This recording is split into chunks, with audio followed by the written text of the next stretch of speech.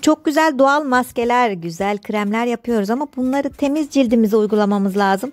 Sabun mu yapalım her gün cildimizi kurutalım? Hayır, bu doğal ev yapımı temizleme jelini yapıp sivilcelerden, lekelerden kurtulup daha aydınlık, pürüzsüz bir cilde kavuşalım. Nasıl mı? Buyurun tarife geçelim.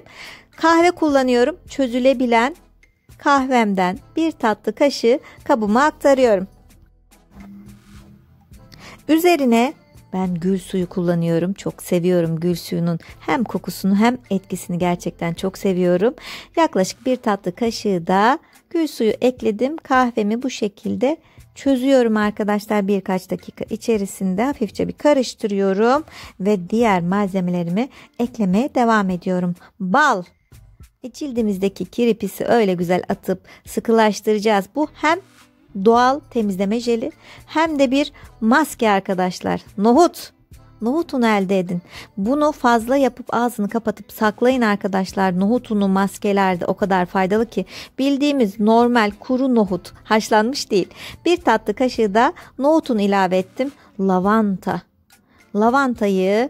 Bir tatlı kaşığı lavantayı da havanda böyle eziyorum ben. Mümkünse kullanın. Kullanmak zorunda değilsiniz ama sivilceli bir cildiniz varsa, daha derinlemesine bir temizlik istiyorum diyorsanız lavanta da eklerseniz daha güzel oluyor arkadaşlar. Karıştırdım. İşte bu şekilde temizleme tarifim hazır. Hemen tabii dayanamayacağım, bir parça deneyeceğim ellerimde. Bu şekilde ovalıyorum. İçerisindeki o nohut unu öyle güzel peeling yapıyor, temizliyor ki. Peki tarife biraz da köpürmesi için ne ekleyebilirim? Bebe şampuanı ekleyebilirsiniz. Mecbur değilsiniz ama eklerseniz daha güzel bir temizlik yapabiliriz. Daha güzel köpürtebiliriz bu tarifi. Ben o yüzden biraz ekledim. O arada ne yapıyorum? Kanala üye oluyorum, abone oluyorum. Bildirimleri açıyorum ve altyazılardan da istersem bir dil seçip öyle izlemeye devam ediyorum. Ben küçük bir krem kabına hazırladığım bu tarifi aktarıyorum. El altında bulunduruyorum. Banyoya, tuvalete koyuyorum. Yüzümü her sabah bununla temizliyorum. Sonrasında maskelerimi, kremlerimi uyguluyorum. Ağzını kapattım. Yaklaşık bir hafta yeterli bu size arkadaşlar. İsterseniz daha fazla hazırlayıp kullanmaya devam edebilirsiniz.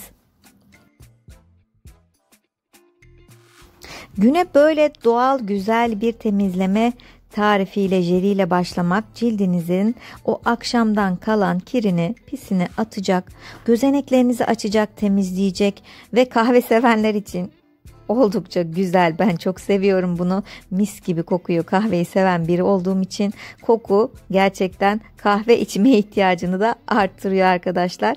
Yaklaşık 1-2 saat o koku kalıyor cildinizde, onu söyleyeyim. Kullandım, bir 5 dakika 10 dakika beklettikten sonra ben çıkartmayı tercih ediyorum.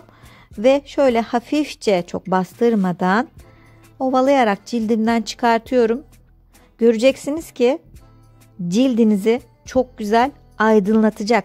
Yani bu tarif hem gözeneklerimizi açıyor, temizliyor hem de beyazlatıyor. Öyle güzel beyazlatıyor ki, ben biraz beyaz tenli olduğum için çok belki farkı görmeyeceksiniz. Ama daha koyu tene sahip arkadaşlar düzenli uygularlarsa cildinizin nasıl aydınlandığını, beyazladığını göreceksiniz. Kendiniz şahit olacaksınız. Tüm yüzüme, göz altlarım da dahil olacak şekilde sürüyorum ve birkaç dakika sonra böyle masaj yapıyorum, yediriyorum arkadaşlar.